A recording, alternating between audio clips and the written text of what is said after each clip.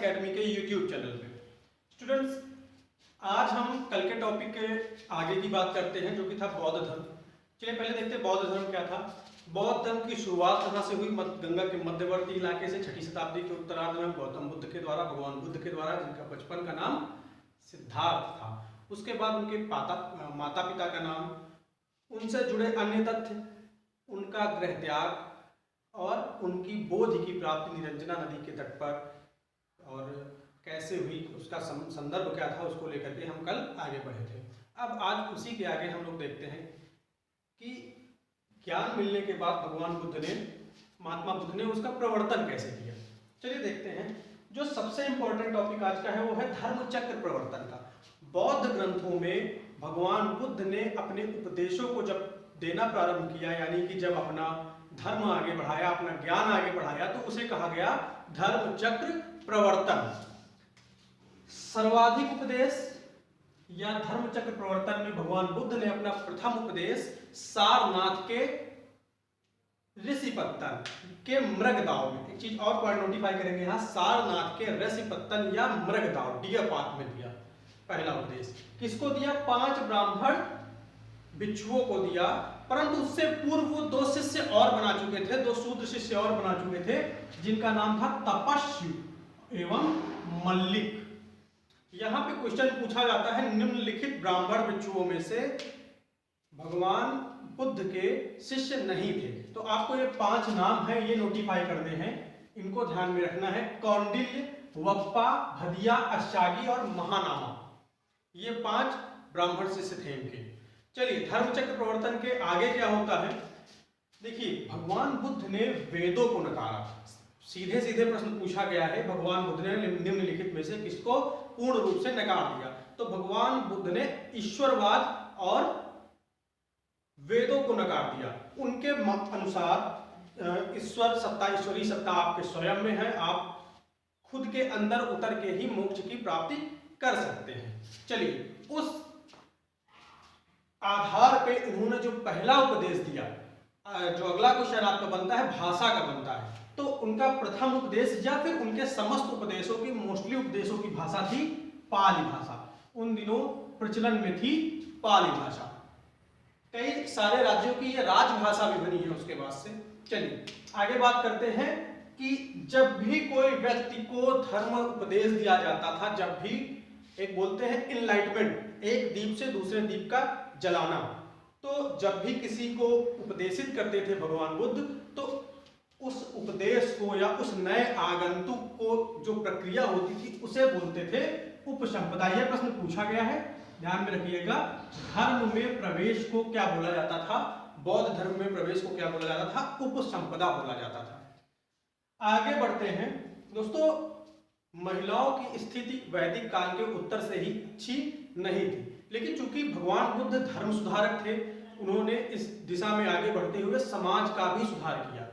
पहले तो महिलाओं की प्रवेश की अनुमति भगवान बुद्ध ने अपने धर्म में नहीं दी, परंतु बाद में उनके सबसे प्रिय शिष्य, देखिए यहाँ से क्वेश्चन और बनता है कि भगवान निम्नलिखित में से भगवान बुद्ध का सर्वाधिक प्रिय शिष्य कौन था? तो अपने प्रिय शिष्य आनंद और अपनी विमाता यानी कि अपनी सौतेली माता प्रजापति गौतमी के कहने पर उन्होंने अपने धर्म में, बौद्ध धर्म में महिलाओं की प्रवेश की अनुमति प्रदान की। चलिए इसके बाद की जो बात आती है, उनकी प्रथम शिष्या कौन बनी? तो सबसे पहले बात है, प्रजापति गौतमी ने ही अनुरोध किया था बौद्ध धर्म में प्रवेश के लिए, इसलिए उनकी प्रथम जो भी शिष्या थी वो उनकी माता, उनकी विमाता प्रजापति गौतमी थी। इसके बाद अगर पूछा जाए क्रमशः कौन थी, तो दूसरी जो उनकी शिष्या थी वो उनकी मौसी की पुत्री, उनकी मौसेरी बहन नंदा थी, और तीसरी उनकी स्वयं पत्नी यशोधरा उनकी शिष्या बनी। तो प्रजापति गौतमी, नंदा और यशोधरा, ये इनकी 3 प्रमुख शिष्याएं थी। अब बात करते हैं वर्षावास की, यानी कि एक स्थान पे रुक करके वहां का अपने धर्म से उद्धार करना, वहां पे अपने उपदेश देना। तो इन्होंने प्रथम वर्षावास, जैसे आप जानते हैं यहाँ पे बात हो चुकी है, सारनाथ के ऋषिपत्तन में किया। तो ये तो क्लियर है प्रथम वर्षावास, लेकिन सर्वाधिक वर्षावास या फिर उपदेश या फिर सर्वाधिक शिष्यों की बात की जाती है कि कहां से थे, तो यहाँ पे कंफ्यूजन हो जाता है। हम लोग मोस्टली 90% लोग सारनाथ ही टिक करके आते हैं, लेकिन कौशल महाजनपद की राजधानी थी उस समय श्रावस्ती। कौशल महाजनपद की राजधानी श्रावस्ती में इन्होंने कई वर्षावास किए, कई सारे उपदेश दिए और कई सारे शिष्य भी बनाए। चलिए आगे देखते हैं। धर्म चक्र प्रवर्तन आपका यही समाप्त होता है। हमने केवल वो क्वेश्चन लिए हैं जो लगातार एग्जाम्स में रिपीट हो रहे हैं या फिर आपके आगे वाले एग्जाम्स में पूछे जा सकते हैं, टॉपिक को छोटा करने के लिए, क्योंकि हो सकता है अभी से दो पार्ट आपको और मिले। फिर बात आती है भगवान बुद्ध के महापरिनिर्वाण की। अब पूछा जाता है महापरिनिर्वाण की घटना निम्नलिखित में से किससे संबंधित है? तो ध्यान दीजिएगा, महापरिनिर्वाण की घटना भगवान बुद्ध के निर्वाण मोक्ष के लिए जाना यानी कि भगवान बुद्ध की मृत्यु से संबंधित है। महापरिनिर्वाण की घटना को मृत्यु माना गया है, यानी कि भगवान बुद्ध की मृत्यु को बौद्ध साहित्यों में महापरिनिर्वाण कहकर के संबोधित किया गया है। ये ध्यान में रखेंगे। इनकी मृत्यु होती है 483 ईसा पूर्व में 80 वर्ष की अवस्था में। स्थान की बात करें तो कुशीनगर, वर्तमान देवरिया जिले के पास कुशीनगर, उत्तर प्रदेश, इनकी मृत्यु का स्थल होता है। अगर कारण की बात करें तो इसमें मतभेद नहीं है कि एक पावापुरी का एक कर्मकार था। यहां पे कुछ मतभेद है, कुछ मतभेद नहीं है। जैसे नाम क्लियर है, चुंद नाम का एक व्यक्ति था, एक शिष्य था इनका पावापुरी में, उसने इनको भोजन प्रदान किया था। कहा जाता है कई जगहों पर उसको मांस का वर्णन किया गया है, कहीं और कुछ वर्णन किया गया है। तो हम लोग इसको केवल भोज्य पदार्थ मान के आगे बढ़ते हैं, क्योंकि सीधे सीधे आपको कारण में चुंद को याद रखना है, ना कि उनके दिए हुए भोजन में मटेरियल का था यूज हुआ था। तो पावापुरी में चुंद द्वारा, जो कि एक सुनार था या लोहार था, ये भी क्लियर नहीं है, किस कहीं कहीं सुनार लिखा है, कहीं कहीं उसको लोहार लिखा, लेकिन हम लोग एक वर्ड यूज करते हैं कर्मकार था। वो एक कर्मकार था, एक काम करने वाला व्यक्ति था, और उसके प्रदान किए गए भोजन को खा करके महात्मा बुद्ध बीमार होते हैं और अंततः उनका निर्वाण होता है। चलिए, निर्वाण के बाद अगला प्रश्न जो आपके बनता है वो होता है अंतिम संस्कार का। मृत्यु कहां हुई थी?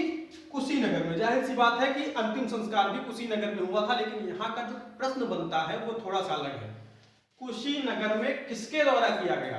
तो कुशीनगर के मल्लाहों द्वारा किया गया भगवान बुद्ध का अंतिम संस्कार। मृत्यु से कुछ दिन पूर्व इन्होंने उपदेश दिया, अंतिम शिष्य बनाया। यहां पे भी प्रश्न बनता है आपका कि भगवान बुद्ध का अंतिम शिष्य कौन था? तो हम लोग ध्यान रखेंगे, भगवान बुद्ध का अंतिम शिष्य शुभच्छ था। कौन था? शुभच्छ। ठीक।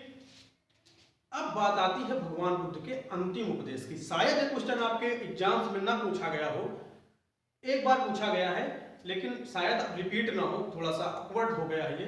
तो देखते हैं कौन सा था वो अंतिम उपदेश, क्या था। इसको नोटिफाई करने का कारण आपको केवल एक मॉरल सीख देना है।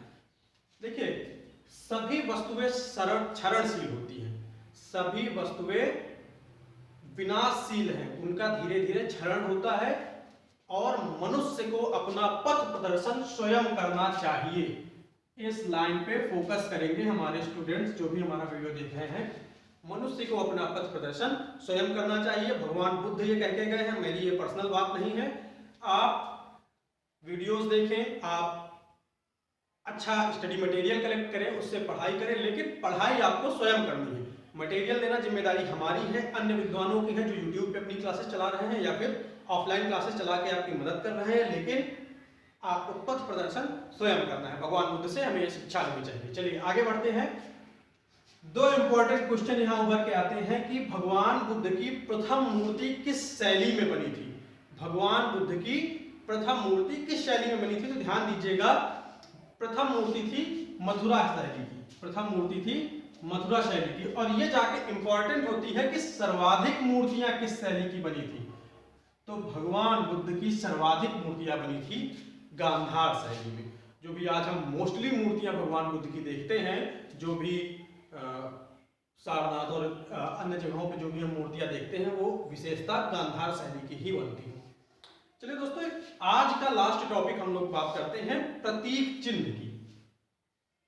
वीडियो ज्यादा बड़ा नहीं करना है क्योंकि बोरिंग ना महसूस हो आप लोगों को, इसलिए प्रतीक चिन्हों की बात करते हैं सीधे।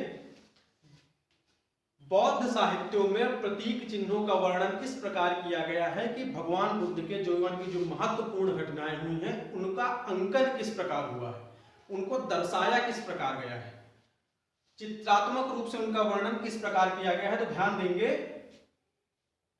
माता के गर्भ में आने का चित्रण प्रतीक सफेद हाथी है, सीधे एग्जाम से पूछा जाएगा।